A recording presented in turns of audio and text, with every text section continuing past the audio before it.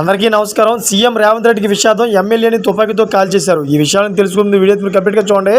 అప్పుడే మీకు complete information ఏంటో అర్థమవుతుంది. అదేవిధంగా చాలామంది వీడియో చూస్తున్నారు కానీ సబ్స్క్రైబ్ చేసుకోవడం మాత్రం మర్చిపోతున్నారు. దయచేసి సబ్స్క్రైబ్ చేసుకోండి. సబ్స్క్రైబ్ చేసుకోవడం వల్ల నేను చేసే ప్రతి ఒక్క అప్డేట్ మీరు ముందుగానే పొందగలుగుతారు.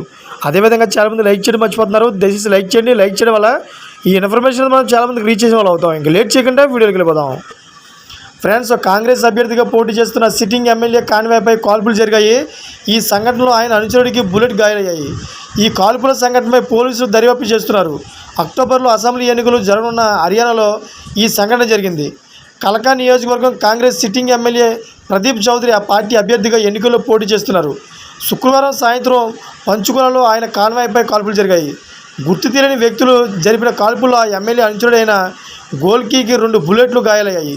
కాగా ఈ సమాచారం తెలిసిన వెంటనే పోలీసులు ఘటనా స్థలానికి చేరుకున్నారు. బుల్లెట్లు గాయాలైన గోల్డీకి చికిత్స కోసం చండీగఢ్లోని పీజీఐకి తరలించారు. అతనికి నేర కార్యకలాపాలతో సంబంధాలు ఉన్నాయని పోలీసులు తెలిపారు. ఈ నేపథ్యంగా ముఠాల మధ్య శత్రుత్వమే కాల్పులకు కారణమని అనుమానిస్తున్నారు. ఈ సంఘటనపై కేసు నమోదు చేసి దర్యాప్తు చేస్తున్నారు. చూసారు ఫ్రెండ్స్, ఇటువంటి లేటెస్ట్ అప్డేట్స్ కోసం ఛానల్ సబ్స్క్రైబ్ చేసుకోండి. Thank for watching friends.